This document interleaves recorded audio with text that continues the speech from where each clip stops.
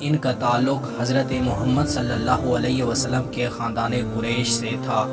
پانچویں پشت پر جا کر ان کا سلسلہ رسول اللہ صلی اللہ علیہ وسلم سے جڑ جاتا ہے۔ جب ہمارے پیارے پیغمبر محسن انسانیت حضرت محمد صلی اللہ علیہ وسلم نے نبوت کا اعلان کیا تو حضرت ابوبکر صدیق رضی اللہ تعالی عنہ نے حضور کا پیغام اپنے دوستوں کے سامنے رکھا تو حضرت ابو عبیدہ بن جراح رضی اللہ تعالی عنہ نے اسلام قبول کیا۔ گھر سے شدید مخالفت ہوئی لیکن آپ رضی اللہ تعالی عنہ استقامت کا مظاہرہ کرتے ہوئے ڈٹے رہے اور حق کے راستے میں ہر قربانی دینے کے لیے تیار رہے۔ آپ رضی اللہ تعالی عنہ کا اصل نام عامر تھا اور آپ کے والد کا نام عبداللہ تھا اور آپ کی کنیت ابو عبیدہ تھی اور آپ کے دادا کا نام جراح تھا، لہٰذا یہ اپنے نام کی بجائے اپنی کنیت اور والد کی بجائے اپنے دادا کی طرف منسوب ہو گئے، لہٰذا ان کا پورا نام ابو عبیدہ بن جراح تھا۔ یہ عشرہ مبشرہ میں شامل ہوئے، یعنی وہ صحابی جن کو دنیا میں ہی جنت کی بشارت دی گئی، اور یہ آپ کی بہت بڑی فضیلت ہے۔ آپ رضی اللہ تعالی عنہ کو بہت سی مشکلات کا سامنا کرنا پڑا۔ آپ کو اپنے والد اور والدہ دونوں کی طرف سے مشکلات کا سامنا کرنا پڑا، لہٰذا دین حق کی خاطر گھر بار ملک چھوڑنے کے لیے تیار ہو گئے۔ آپ رضی اللہ تعالی عنہ نے ہجرت حبشہ بھی کی اور ہجرت مدینہ۔ اس سے پہلے ہم ہجرت حبشہ اور ہجرت مدینہ پر ویڈیوز بنا چکے ہیں جو آپ ہمارے یوٹیوب چینل سے دیکھ سکتے ہیں۔ جب ہجرت مدینہ کر کے مدینہ آئے تو حضرت معاذ بن جبل رضی اللہ تعالی عنہ آپ کے بھائی قرار پائے۔ اس کے بعد جنگوں کا ایک سلسلہ شروع ہوا۔ کفر اور اسلام کی پہلی جنگ غزوہ بدر تھی اور مسلمانوں کی تعداد صرف 313 تھی، جبکہ قریش کا 1000 کا لشکر تھا۔ حضرت ابو عبیدہ بن جراح رضی اللہ تعالی عنہ کے لیے یہ بہت آزمائش کا وقت تھا، کیونکہ آپ کے باپ آپ سے لڑنے کے لیے سامنے آ گئے۔ جب جنگ شروع ہوئی تو ان کے والد ان کی تلاش کر کے ان کے سامنے آنے کی کوشش کر رہے تھے اور یہ بچنے کی کوشش کر رہے تھے۔ بالآخر کیا ہوا؟ مقابلہ ہوا اور توحید کا ایسا غلبہ ہوا کہ انہوں نے اپنے باپ کو قتل کیا۔ یہ تھا ان کا ایمانی جذبہ۔ پھر 1 سال بعد غزوہ احد ہوئی۔ اس میں مسلمانوں کا 1000 کا لشکر تھا، لیکن رئیس المنافقین عبداللہ بن ابی سائٹ پہ ہو گیا اور اس کے ساتھ 300 بھی روانہ ہوئے۔ اب مسلمانوں کی تعداد 700 رہ گئی۔ اس کے باوجود مسلمانوں نے ابتدا میں کامیابی حاصل کی، لیکن ایک ایسا واقعہ پیش آیا جس کی وجہ سے مسلمانوں کو کافی زیادہ نقصان اٹھانا پڑا۔ حضرت ابو عبیدہ بن جراح رضی اللہ تعالی عنہ نے اس موقع پر بھی استقامت کا مظاہرہ کیا۔ اس کے بعد غزوہ خندق، صلح حدیبیہ، غزوہ خیبر، بیعت رضوان، فتح مکہ، غزوہ حنین اور تبوک، ان تمام غزوات میں شریک ہوئے اور اپنے ایمان کا ثبوت دیتے رہے۔ آپ رضی اللہ تعالی عنہ کا مشن ہی یہی تھا کہ جہاں آپ صلی اللہ علیہ وسلم کا پسینہ گرے وہاں ہمارا خون گرے۔ ایک دفعہ یمن سے ایک وفد آیا اور انہوں نے ہمارے پیغمبر سے چند سوالات کیے۔ آپ صلی اللہ علیہ وسلم نے جواب دیے اور وہ مطمئن ہو گئے، اور انہوں نے حضور صلی اللہ علیہ وسلم سے کہا کہ ہمیں ایک معلم دیں جو ہمیں دین کی باتیں سمجھائے اور ہماری تربیت کرے۔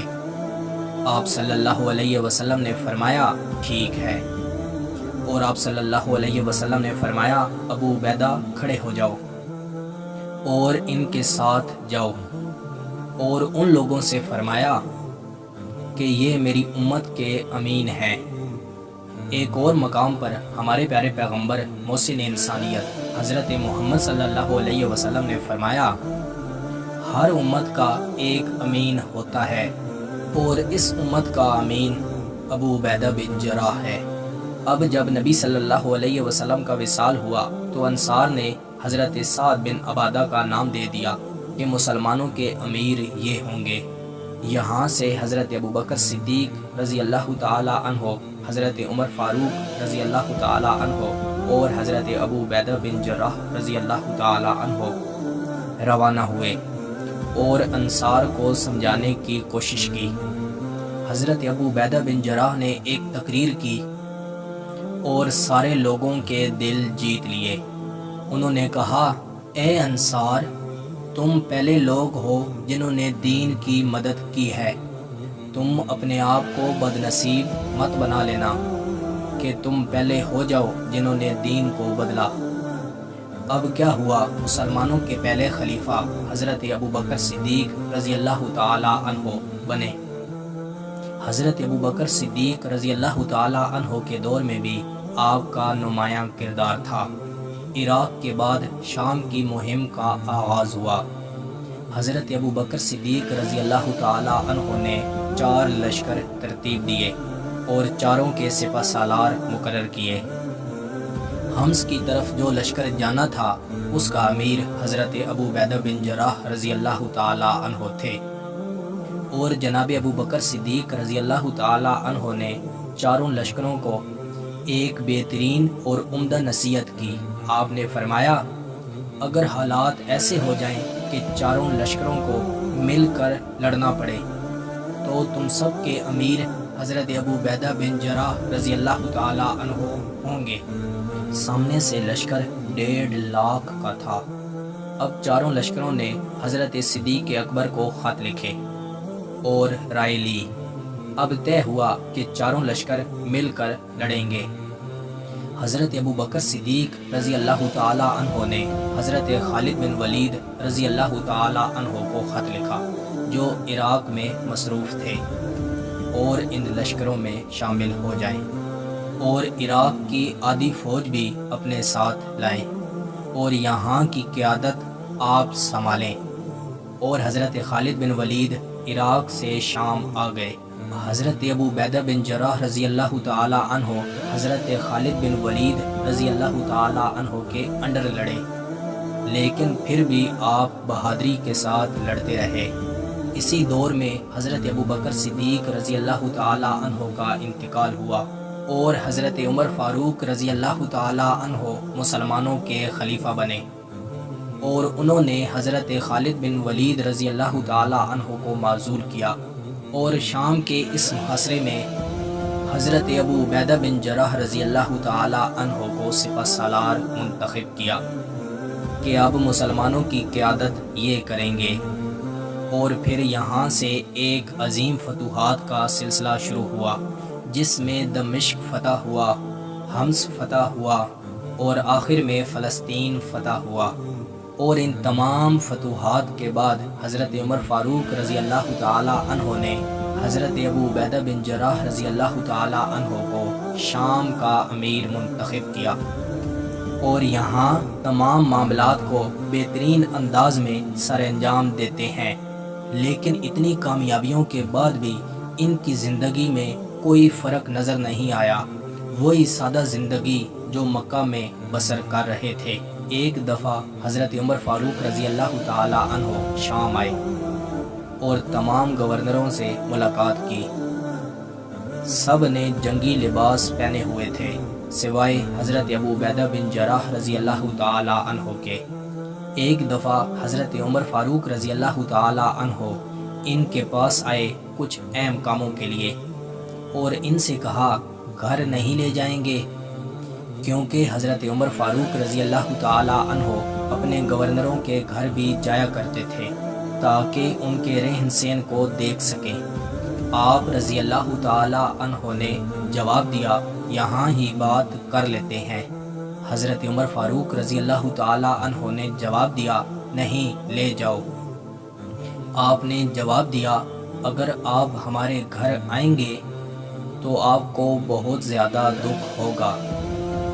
حضرت عمر فاروق رضی اللہ تعالی عنہ سمجھے کہ شاید یہ مذاق کر رہے ہیں۔ جب جناب عمر ان کے گھر آئے تو فرمایا، تمہارا سامان کہاں ہے؟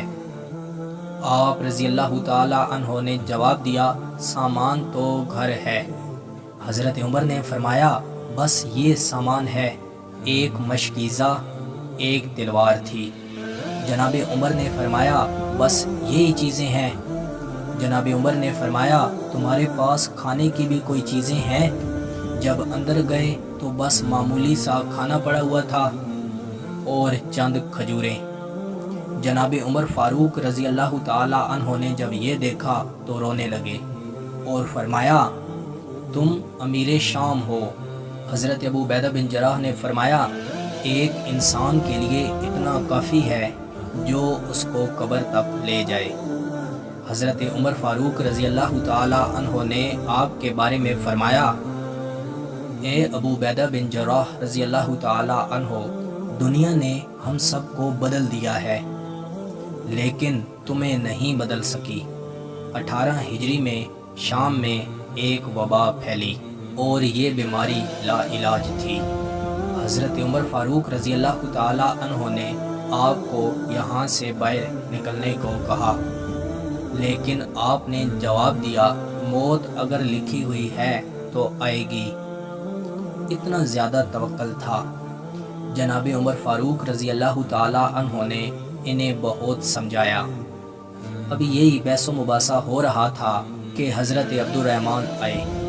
انہوں نے آپ صلی اللہ علیہ وسلم کا فرمان سنایا کہ جہاں وبا پھیلی ہوئی ہو وہاں سے بھاگنے کی اجازت نہیں، اور جو لوگ باہر سے ہیں ان کو ان علاقوں میں نہیں آنا چاہیے۔ پھر حضرت عمر وہاں سے واپس آ گئے۔ مدینہ واپس آنے کے بعد بھی حضرت عمر فاروق رضی اللہ تعالی عنہ کو آپ کی بہت زیادہ فکر رہتی تھی۔ حضرت عمر فاروق رضی اللہ تعالی عنہ نے ایک بار فرمایا کہ حضرت ابو عبیدہ بن جراح رضی اللہ تعالی عنہ ہوں گے تو میں ان کو خلیفہ نامزد کر دوں گا، اور اگر میری زندگی میں چلے گئے تو بہت بڑا مسئلہ رہے گا۔ جناب عمر آپ کی بہت زیادہ قدر کرتے تھے۔ مدینہ میں آ کر بھی آپ نے ان کو خط لکھا اور خط میں لکھا کہ مجھے آپ سے ایک بہت ضروری کام ہے، آپ فوراً میرے پاس آئیں۔ حضرت ابو عبیدہ بن جراح رضی اللہ تعالی عنہ سمجھ گئے اور خط کا جواب دیا اے امیر المومنین، جس کام کی ضرورت ہے وہ مجھے معلوم ہے۔